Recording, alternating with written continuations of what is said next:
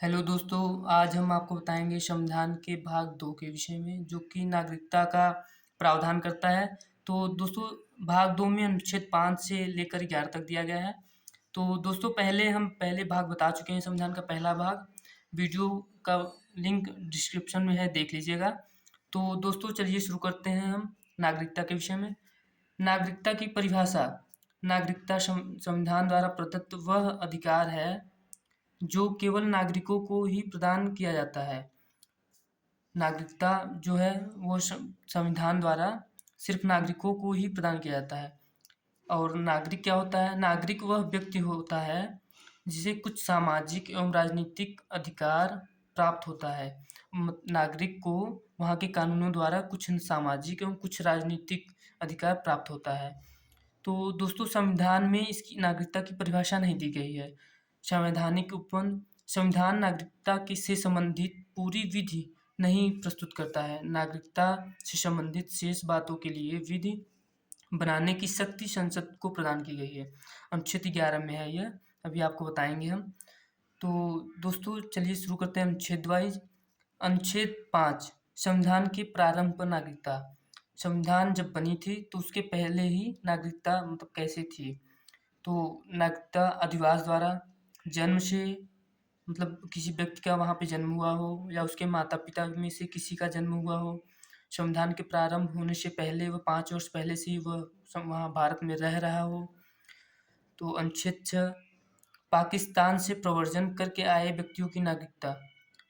19 जुलाई सन 1939 को अनुज्ञा पद्धति लागू किए थे। अनुज्ञा पद्धति जो है वो उसका मतलब है जिसका मन था पाकिस्तान जाना, भारत से पाकिस्तान जाना, वो पाकिस्तान जा सकता था उस दिन। जिसका मन था पाकिस्तान से भारत आना, उस दिन वह पाकिस्तान से भारत आ सकता था। यही अनुज्ञा पद्धति लागू की गई थी। जो लोग इस तारीख से पहले भारत आए हैं उनको 2 शर्तों का पालन करना होता था। पहले शर्त में 2 कंडीशन था। उनके माता पिता या पितामह से कोई भारत सरकार अधिनियम 1935 द्वारा परिभाषित भारत में जन्मा था। जो भारत सरकार अधिनियम 1935 है उसमें जो परिभाषा दी गई है जन्म की, उसमें से वह जन्मा हो।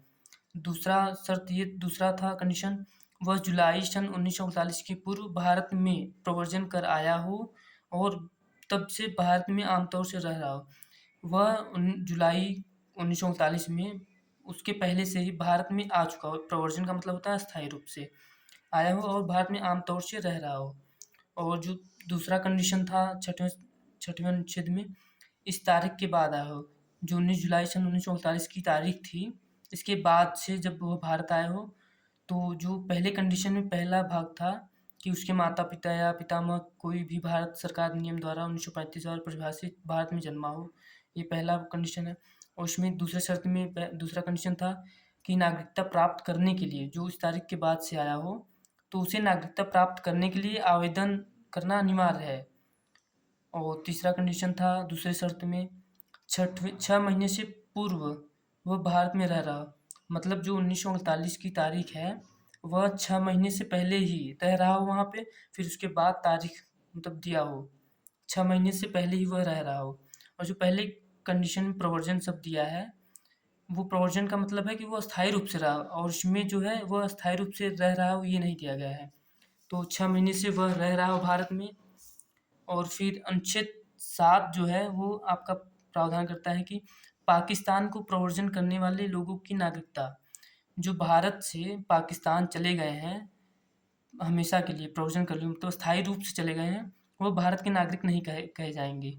1 मार्च 1947 के पश्चात, उसके 1 मार्च 1947 के बाद जो है, जो पाकिस्तान स्थायी रूप से चले गए हैं, तो वो भारत के नागरिक नहीं कहे जाएंगे।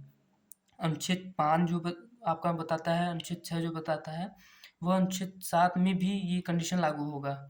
तो जो प्रवर्जन शब्द है ये आपका केस 96 में परिभाषित किया गया है कि प्रवर्जन का अर्थ क्या होता है। प्रवर्जन का अर्थ सुप्रीम कोर्ट ने बताया है कि कोई भी व्यक्ति एक स्थान से दूसरे स्थान तक जब जाता है, स्थायी रूप के से जाता है कि वहाँ पे स्थायी रूप से रहना है, इस उद्देश्य से जाता है, तो यह आपका प्रवर्जन कहलाता है।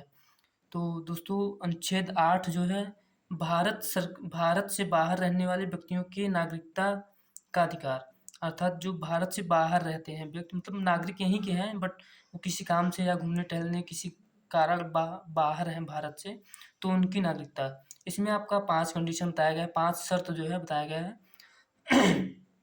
भारत का नागरिक पंजीकृत कर लिया गया हो, मतलब जो भारत में नागरिकता का पंजीकृत होगा, पंजीकरण, वो पंजीकृत हो उसमें। दूसरा शर्त, वह निवास कर रहा था, जहाँ पे वह निवास कर रहा था वहाँ के काउंसलर प्रतिनिधि द्वारा पंजीकरण किया गया हो, मतलब वहाँ पे जो जो वो जिस स्थान पे रह रहा हो उस समय वहाँ के काउंसलर द्वारा वो पंजीकरण किया गया हो। तीसरा शर्त था, काउंसल मतलब जो काउंसलर प्रतिनिधि के समक्ष किया गया हो, जो आवेदन पत्र है वो काउंसलर प्रतिनिधि के समक्ष किया गया हो, ये नहीं कि इनडायरेक्ट किसी के माध्यम से भी किया गया हो, नहीं, उसके सामने ही किया गया हो। चौथा था, आवेदन पत्र संविधान लागू होने के पहले या बाद में दिया गया हो, जो आवेदन पत्र है वो संविधान लागू हुआ हो, उसके पहले दिया गया हो या बाद में, मतलब जो आवेदन पत्र आप दिए हैं काउंसिल के प्रतिनिधि के समक्ष वो संविधान लागू हुआ हो चाहे न हुआ, उसके बाद दिए हों कोई दिक्कत नहीं है, लेकिन आपको देना है, अनिवार्य है।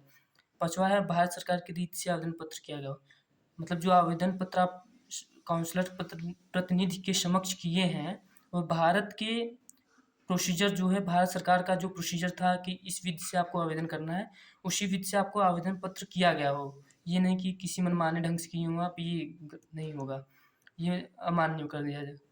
अनुच्छेद 9 आपका प्रावधान करता है नागरिकता की समाप्ति। नागरिक अनुच्छेद 9 आपका बताता है कि आप भारत से बाहर किसी भी देश में हैं, आप किसी भी देश में हैं, तो आप जो वहाँ की अपनी इच्छा अनुसार नागरिकता ले लेंगे, भारत से बाहर किसी भी देश का, किसी भी, जैसे पाकिस्तान का, कजाकिस्तान का, किसी भी देश का आप ले लिए नागरिकता अपने मन से, तो आपकी नागरिकता यहाँ से समाप्त कर दी जाएगी भारत से। अनुच्छेद 9 ये आपका प्रावधान करता है। अनुच्छेद 10 जो है नागरिकता के अधिकार को बनाए रहना।